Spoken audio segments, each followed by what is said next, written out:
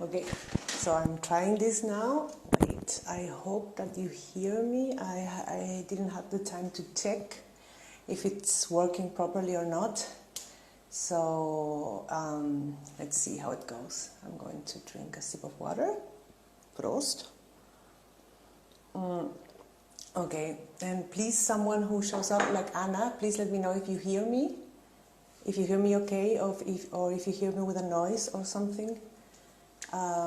So I can start speaking, or maybe not, I don't know, whatever. Well, thank you so much if you're watching this. It's Saturday and lunchtime, so I appreciate that you're coming by and to hear me talking. Please, the ones who are watching, let me know if you hear me properly, so I can start. Oh, it's really hot. I see it. It reflects in my image. If you don't know it, I'm in Valencia in Spain, and the summers are really nice here, but also really hot and really humid. So now I'm suffering the consequences as well. Okay, so I'm going to start. Welcome, and thank you so much for watching.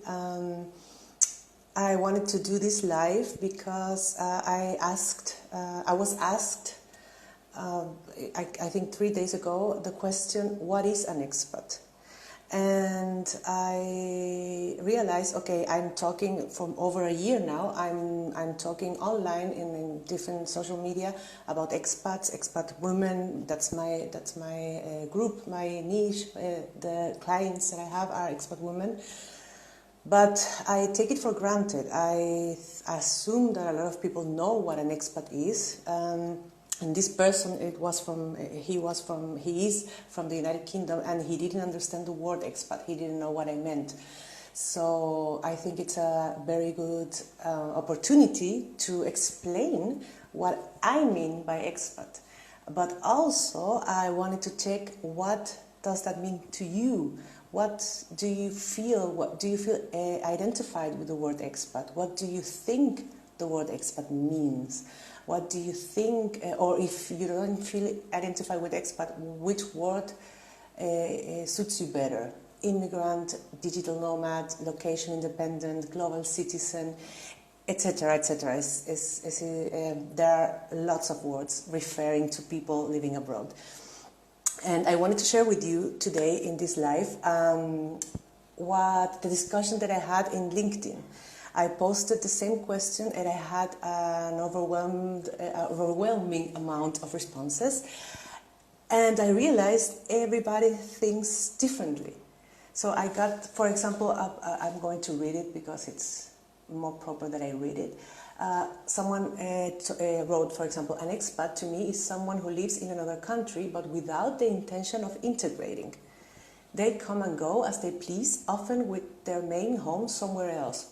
An immigrant is someone who moved to a country and integrates into society, living, working, playing, etc. If I've been an expat in the past, but now I'm an immigrant. Do you agree? Do you disagree? Do you think, it was really interesting to know that for her, the difference between expat and an immigrant or a migrant is that a migrant integrates and an expat doesn't integrate. Do you feel the same? Okay, so another answer is, for example, I identify with the word expat and believe it means living and working in a country from you don't originate from or grew up in and moved to as adult. I have lived in la la la and before la la la, and both times I felt like an expat. Okay, that's another answer from another person who wanted to explain to me what the word expat means to her. And she said after that she doesn't feel like it's a negative or positive word. It's just a word, and she identifies by it because it's a matter of fact word. It's a description of her state. That's what she said. Then again, another person, another follower, she told me that she felt like an expat within herself, the same country. she felt like an expat within her native country because she moved from one city to another, and she felt like a cultural shock as well. So it wasn't only, for me, expat, if she feels like an expat within her home country. So that's an expat for her too, you know? And yeah, and another one, another person said, okay, there is a word called hidden expat. That's more or less what the other person said. You are an expat within your own home country. So are you an expat in your home country? Is it okay to call yourself an expat in your home country? Okay, then another answer is expat is usually used for people on work assignment. Just work. Another person feels like an expat is only working abroad. It's not whatever reason, it's just an assignment for work, and it's just a limited amount of time, and then you are not an expat anymore when you finish your work assignment. That's what she feels. And so it goes. So what I wanted to address today, and what I wanted to ask you and tell you and discuss is expat is a word, I would say neutral per se, because expat means, if you don't know it, you will know it now, is away or out from your native country, from your fatherland, from your country of origin, de tu patria. ¿Ya? Expatriado, fuera de tu patria. That's the meaning of the word. But then again, there are people who put some attributes to this word, like for example, it's only used by white rich people, or it's only used by entrepreneurs, or it's only used by people that don't want to integrate in their host country, they're just going there and working and then they go again. So what I wanted to point out is you put the meaning in the word. I saw a really interesting, Patricia says, I understand that expats should be neutral too. Exactly. And I wanted to recommend your video now, Patri, because she addresses the difference between expat and immigrant. And I think there is a difference, but it is also associated how you see yourself in this new country. And how, if you embrace your decision to move to this country, I think it's not that important for me. How do you call yourself, as long as you are in sync with the decision of moving abroad? Maybe because of your work, maybe because you are in love with someone from another country, maybe because you're an adventurous person and you wanted to explore different countries. It doesn't matter, but as long as you embrace the decision of moving abroad, for me, it doesn't. For my experience, my own experience, and the experience of my clients, I mean, you can feel more identified with a word, or like with expat, with immigrant, with digital nomad, with global citizen, but it doesn't harm you if somebody else tells you. It's not an insult, or it's not an accusation, let's say. It's just a word. But if you are in conflict with yourself moving abroad, because you don't feel like you had a choice, or you are regretting the choice, or you want to come back but you can't for different reasons, and then it's difficult to embrace the word expat, immigrant, global citizen, international, nomad, etc., because you are in conflict within your identity. So of course, words are not going to identify you if you don't know what exactly your identity is. Where is your identity? Is it in your new country? Is it you left it behind in your home country? Are you torn between two lands? That's when the problem comes, when people don't like to be called immigrant because it's for poor people. Exactly. That's what I wanted to say, Patri, because you feel Even if it's, let's assume the thesis that it's for poor people. I don't agree at all with that, but let's assume that. What is the problem if you are called immigrant? It's some. Do you feel diminished with the word? You know? No, I mean not you, Patri, but I mean it's a rhetorical question. That's your thing. Those are your prejudices. Those are your insecurities. Those are your conflicts within yourself. But if you don't mind, if you are happy with your decision of moving abroad, and you are struggling and you are facing challenges, but still you are totally aware of your decision and you are embracing your decision because you know it's your decision, it doesn't matter what's the word. That's what I believe, that's what my clients believe, that's why my message is for expats, because when I refer to expats, I refer all people moving abroad. It doesn't matter what is the reason, sorry, what's the reason, or if they moved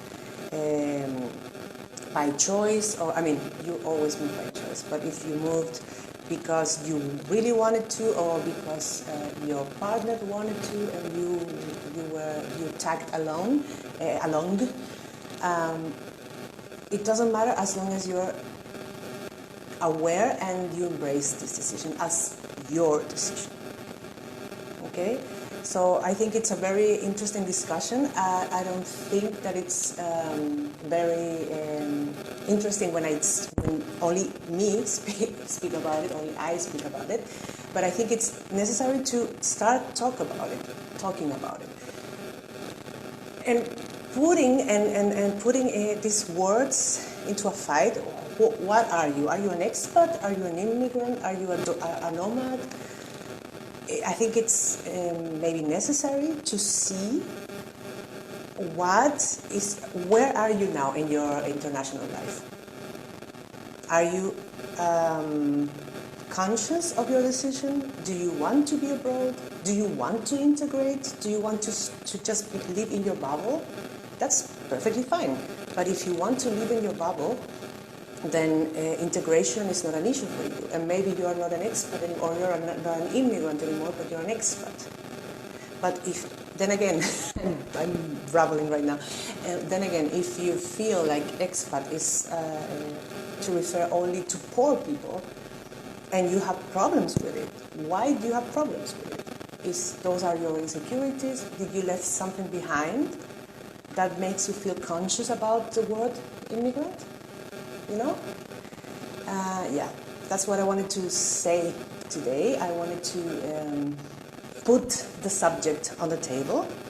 I wanted to say that I think it doesn't matter what you call yourself or what you are called by the others. You are brave, you are courageous, you are intelligent, you are a powerhouse if you decide to move abroad. It doesn't matter what name do you put or what label you put on that. Okay? That's what I wanted to say. I hope nobody asked questions, and like I said, I had a really interesting discussion in LinkedIn about this. I would say I had 30 comments, and each comment or each person had a different approach to the word expat. So I think that's a pretty obvious or pretty vivid sign that you put the meaning in the word. And you are biased because you have your own experiences, you are influenced by your community, by your family, by your partner, by your experiences in your home country. So you give the interpretation to the word. Okay, that's my message. Maybe I didn't clarify it because there is nothing to clarify, you know? So I hope you are happy with how you call yourself being abroad. My message is going to be the same. I'm going to talk to expat women.